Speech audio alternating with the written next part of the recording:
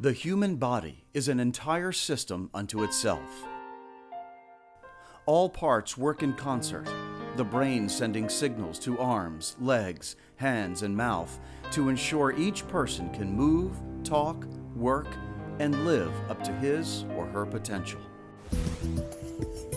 The human spirit, invisible to MRIs and X-rays, plays perhaps the most powerful role in keeping the human body moving forward, especially when trauma attacks one or more of those parts of the human body. Just as all parts must work together to keep a person moving, all treatments for physical trauma and disease must treat the entire patient, physical, emotional, spiritual, in order for that patient to come as close to finding their human potential as possible. This is the holistic approach to healing. This is the story of Sheltering Arms and what makes it so unique. Our therapies and healthcare practices are all part of this holistic philosophy that each patient is more than merely the sum of his or her parts. All these disciplines combine with the latest research and remarkable technological advances to give our patients the power to overcome. Good morning, Miss Towler. Good morning. How are you? Good. Waking up with multiple sclerosis means that even the most routine of tasks can require a Herculean effort. First thing in the morning when we come in, patients have already been tired from the day before, if they don't have good night's sleep. It's physical therapy all over. It's occupational in the morning, when they're trying to dress up, when they're trying to brush their teeth, go to the bathroom, just walk. It's simple occupational therapy right there. So nurses come in and make sure, they're not in pain, they're in a better mood than yesterday. So it makes a big, big difference. And then your first therapy starts at 9 o'clock, so we'll get all your medicine in before. For April Towler, that means a challenging array of therapies to help her recover from an MS relapse she recently suffered. April is just 40. She's a mother and a woman with indomitable spirit. To live independently, she must be able to relearn the simple tasks of daily life. All the way. Good. And just put them up here? Yeah. You can do that.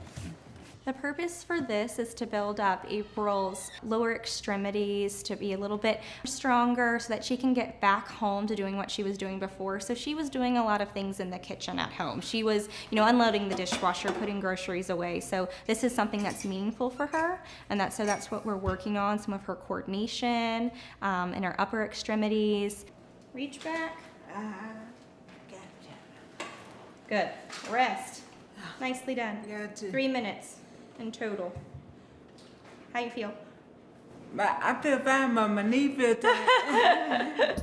It's amazing. That's why I'm in the profession I'm in. So it's just especially for her, we track her progress so that I'm able to tell her, on the first day when I got you up, we were only able to stand about 1 minute, and now we're doing 3 minutes at a time. All right. Hey, how you doing? We're here for your meeting. We got a whole bunch of people coming in for your team rounds.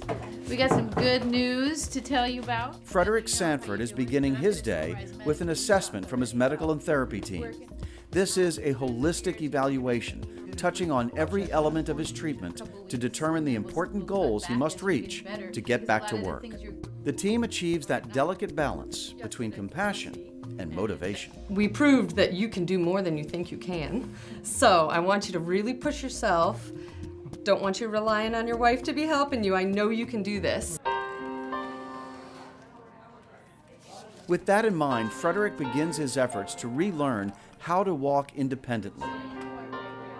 He has a quiet yet powerful confidence in his ability to overcome the trauma that was a result of Guillain-Barré syndrome. When I go home, I haven't been able to go up steps. The most I've done is 3, and we have 4 outside our house.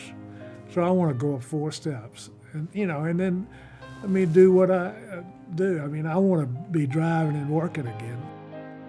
It amazes me. I've been so grateful. My husband's so thankful and so grateful that there is a place like this in our area. At Sheltering Arms, we like to say it's a place where miracles happen every day. Those miracles come in the form of compassion, continuous training and education on the part of our staff, and a commitment to the most extraordinary of technological advances. Jo Chan is paralyzed from the waist down. Watch as she takes her first steps using one of the latest advancements in rehab technology. And you're up.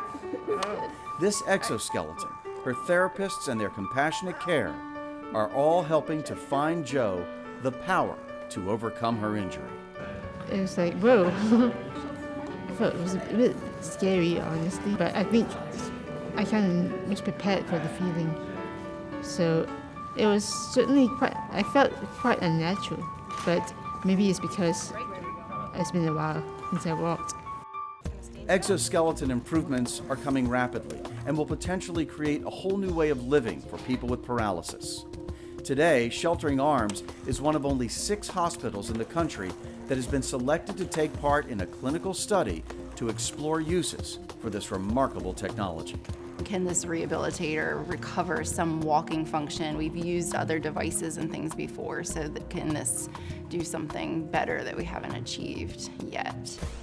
Watching Wayne Wilkerson breeze through his therapeutic stroll using the Zero-G, it's almost impossible to imagine that just 11 weeks earlier, he not only had bypass surgery, but 2 days after that, suffered a stroke. He could not walk, he could barely speak, and his hands were weak and almost useless. Look at him now. When I first got it, it took 5 people to get me out of the bed.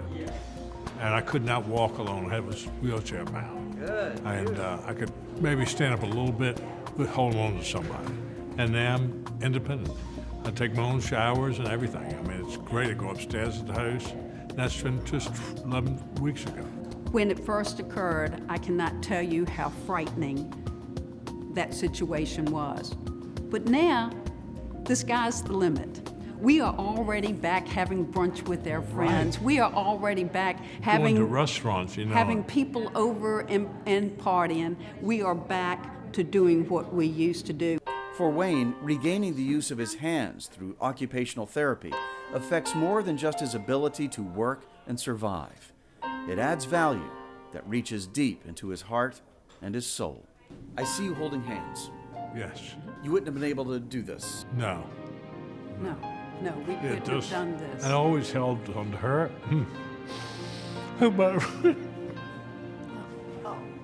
It's okay, boo. And at the back, it's amazing. The power to overcome. Sheltering Arms.